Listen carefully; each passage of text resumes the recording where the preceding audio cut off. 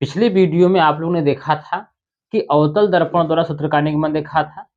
इस वीडियो में आप देखेंगे कि उत्तल दर्पण द्वारा हम सूत्र जो है 1/f बराबर 1/v प्लस 1/u का निगमन किस प्रकार कराते हैं, और इसको भी हम दो विधि से करा देंगे। आपको पहला वीडियो भी हमने दो विधि से करवाया था, अब इसको भी करवा देते हैं।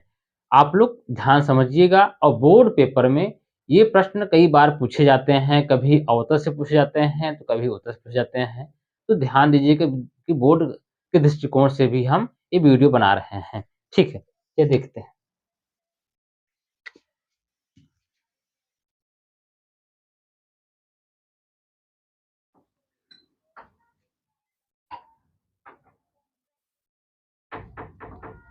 ये आपका है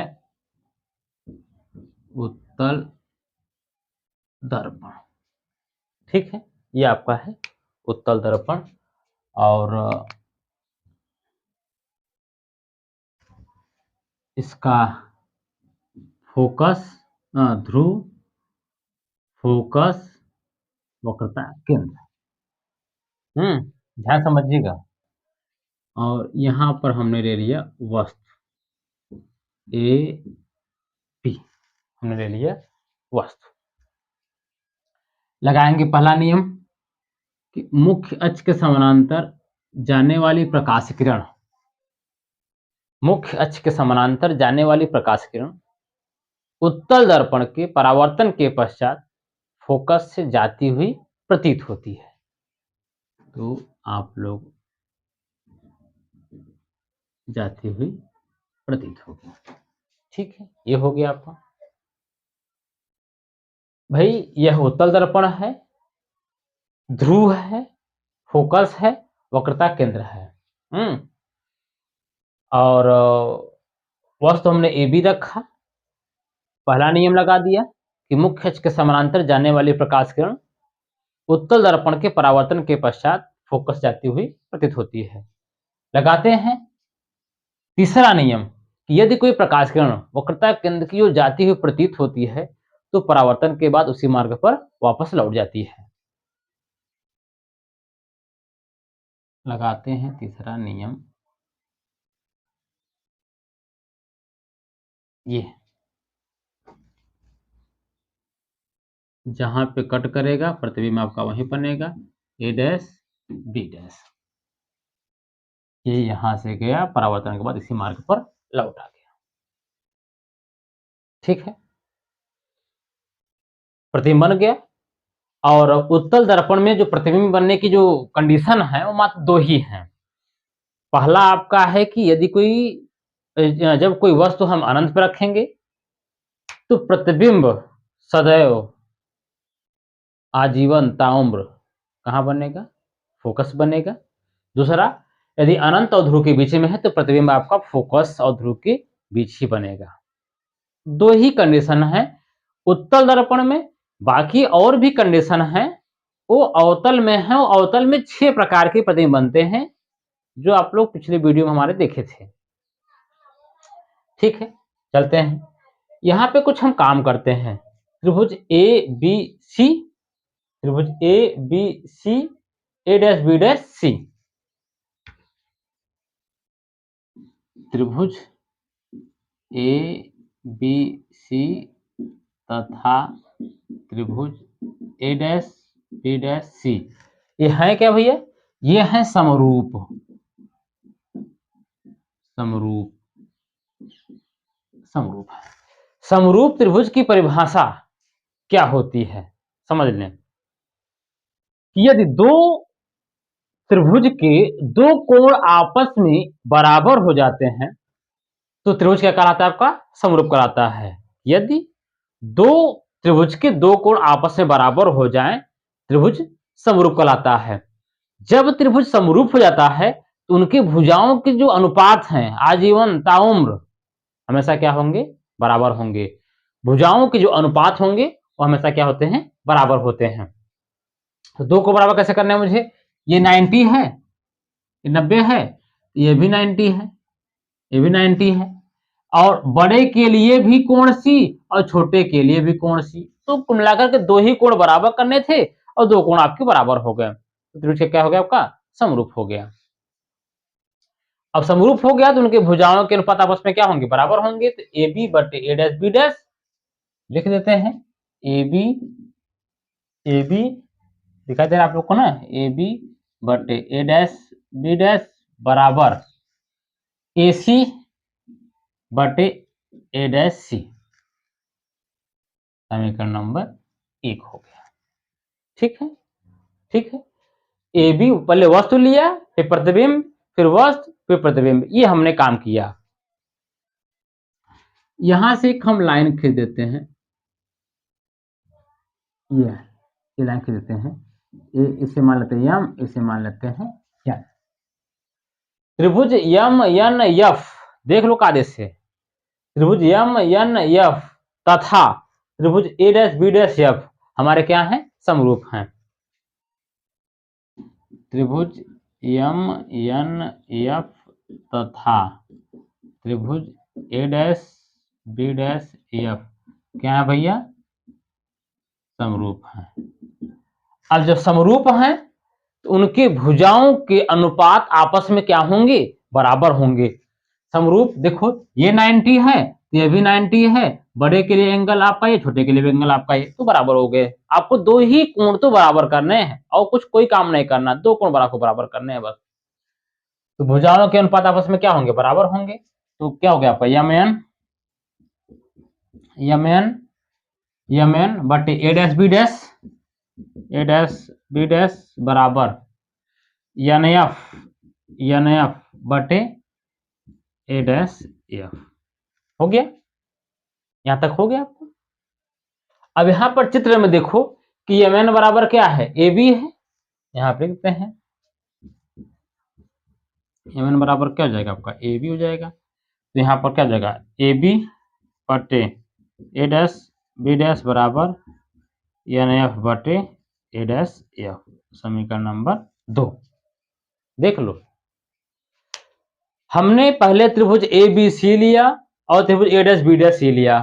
ये समरूप हैं। जब समरूप हैं तो उनके भुजाओं के अनुपात आपस में बराबर होंगे। फिर हमने क्या लिया? त्रिभुज एम एन एफ और ए डैश बी डैश एफ ले लिया। तो ये भी समरूप हैं तो उनके भुजाओं के अनुपात आपस में क्या होंगे? बराबर हो जाएंगे।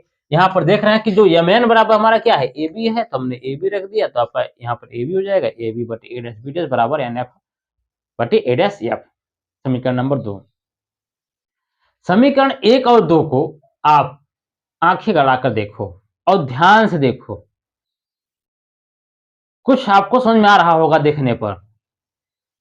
आपको यह समझ में आ रहा है कि जब लेफ्ट हैंड साइड आपस में बराबर हैं तो राइट हैंड साइड भी आपस में क्या होंगे? बराबर होंगे।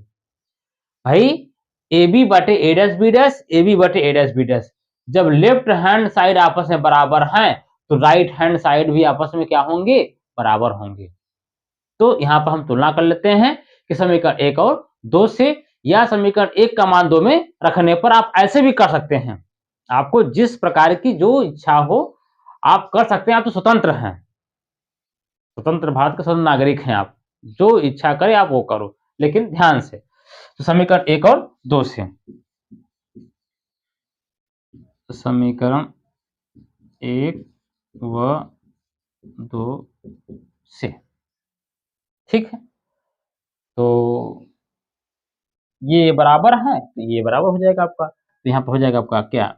ए सी बटे ए डैश सी बराबर एन एफ बटे ए डैश। हो गया आपका? चलिए ठीक है, ठीक है। अब यहाँ पे लिख देते हैं कि यदि अवतल दर्पण का द्वारक बहुत छोटा हो जाए, यदि अवतल नहीं उत्तल है, सॉरी, उत्तल दर्पण का द्वारक बहुत छोटा हो, छोटा आप लोग कट रहा होगा ना, बहुत छोटा हो जाए, यदि उत्तल दर्पण का द्वारक बहुत छोटा हो जाए तो यहाँ पर n बराबर क्या हो जाएगा आपका, p हो जाएगा। जो अभी n पे गिर रहा था कहाँ गिरेगा आपका, p पे गिरेगा, n बराबर p हो जाएगा आपका। तो ये हो जाएगा AC बटे A डैश C बराबर PF बटे A डैश F। हो गया ना आपका। अच्छा AC, बाबा AC ये है, AC यही है ना, तो हम AC को लिख सकते हैं क्या, AC बराबर क्या लिख सकते हैं, PA धन PC। AC को लिख सकते हैं PA धन PC। A डैश C, ये देखो A डैश C को लिख सकते हैं PC minus PA dash A dash F को लिख सकते हैं PF माइनस PA डैश। हो गया ना आपका ये। अच्छा, वस्तु की दूरी ये है, इसे हम U से दिखाएंगे, प्रतिबिंब आपको V से दिखाएंगे, फोकस को F से दिखाएंगे और वक्ता त्रिज्या को हम R से दिखाएंगे। और प्रकाश के विपरीत में जो भी दूरी नापेंगे हम क्या नापेंगे, ऋणात्मक नापेंगे, ये भी ध्यान देना आप लोग। तो AC की जगह रखो, AC की जगह क्या हो जाएगा आपका PA धन PC, A डैश C की जगह रख दो, PC माइनस PA डैश बराबर PF, तो ये है A dash F PF minus PA dash. ठीक है, PA ये है, ये किसकी है, वस्तु की दूरी है, और लाइट हम ऐसे ले जा रहे हैं और नाप ऐसे रहे हैं तो क्या होगा, माइनस, ऋणात्मक होता है। तो यहाँ पर माइनस U प्लस PC ये इसी दूरी आपकी R है, तो लाइट की दिशा में नाप रहे हैं धनात्मक R, PC V plus R minus PA dash वस्तु है आपका V, माइनस लगा है ना, तो माइनस आपका ये प्लस होगा V है, PF F है और PF F minus PA dash आपका V। ये सब मान आपको मालूम है भाई, PA U हो गया, PA डैश V हो गया, PF फोकस ही है, PC आपका R है। हम तिर्यक गुणा कर देते हैं, तो माइनस U प्लस R ये हो गया और F माइनस V ये इधर हो गया, F R माइनस V इधर हो गया, गुणा कर दो, minus UF plus UV plus RF minus RV बराबर RF माइनस FV। भाई पहले इसका इसमें किए तो माइनस UF, इसका इसमें किए तो प्लस UV, इसका इसमें किए RF, तो इसका इसमें किए माइनस RF, इसका इसमें, इसका इसमें, इसका इसमें, RF से RF कट गया भैया, देख रहे हो ना, इसको धर लेते जाओ, तो माइनस UF प्लस UV बराबर कहाँ है RF RV, तो प्लस RV माइनस FV। आपको पता है कि R बराबर क्या होता है, R बराबर क्या होता है 2F होता है ना, तो इस माइनस को साइड ले जाओ आप, UV बराबर R बराबर क्या हो जाएगा 2FV माइनस FV और प्लस UF। ध्यान समझिएगा आप लोग, 2FV FV एक हो जाएगा, आपको बचेगा FV हो जाएगा और प्लस UF, ये होगा ना आपका। फिर समीकरण में क्या करते हैं हम, UVF से भाग देने पर, समीकरण में UVF से भाग देने पर, भाग दे दो, UVF बराबर FV, UVF प्लस UVF, देख रहे हो, U से U कैंसिल, V से V, एक बटे F, F से F, V से V, एक बटे U से U, F से F, एक बटे V, ये हो गया ना आपका। आप इसे ऐसे भी लिख सकते हो 1/f बराबर 1/v प्लस 1/, ये आपका प्रूफ हो गया, उत्तल दर्पण द्वारा ये प्रूफ हो गया। पिछले वीडियो में आप लोगों ने देखा था अवतल से, 2 विधि देखा था, इसमें आप देख रहे हैं उत्तल से। तो हम ये कैसे कर रहे हैं ये थोड़ा सा आप लोग समझिए, समझने की जानकारी आप लीजिए कि भाई हम क्या कर रहे हैं। हम कर रहे हैं कि भाई पहले बना रहे हैं प्रतिबिंब, प्रतिबिंब की स्थिति देख लो कैसे बन रही है। प्रतिबिंब आपका जो है ए बी, भाई ये उत्तल दर्पण है, वस्तु हमने यहां पर रखा, तो पहला किरण लेगा कि भाई मुख्य अक्ष के समानांतर कोई प्रकाश किरण जाएगा तो फोकस जाती हुई प्रतीत होगी, पहली बात।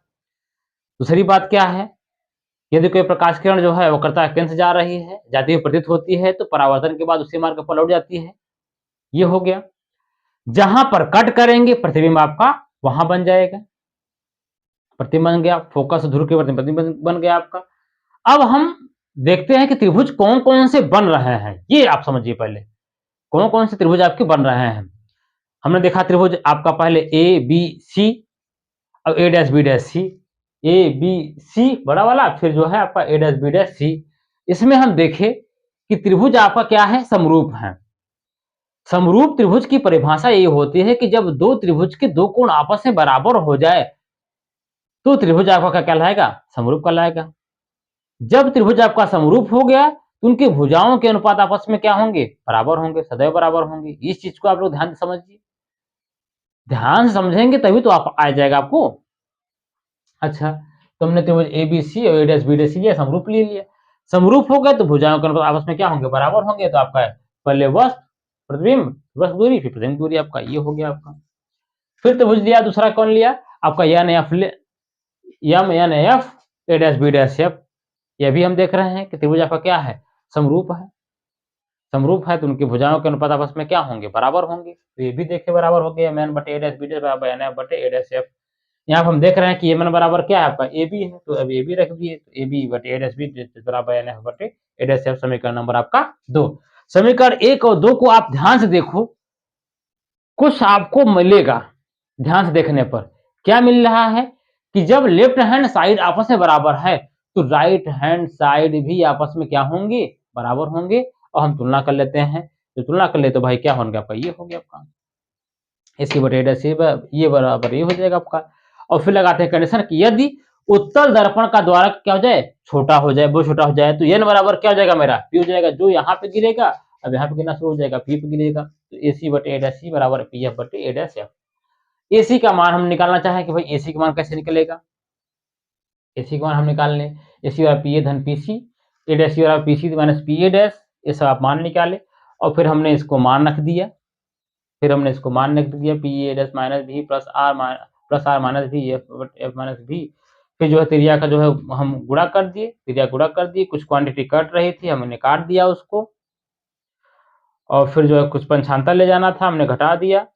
फिर आर बराबर 2f होता है, कहीं पर लिखे ना 2f होता है, तो हो गया आपका, ये कट गया, ये कम हो गया, बाकी ये बचा। तो इस समीकरण में क्या कर दिए हम, क्यू भी एफ से भाग दिए, तो हमारा जो है समीकरण आपका 1/f बराबर 1/v प्लस 1/u बनकर निकल आ गया आपका।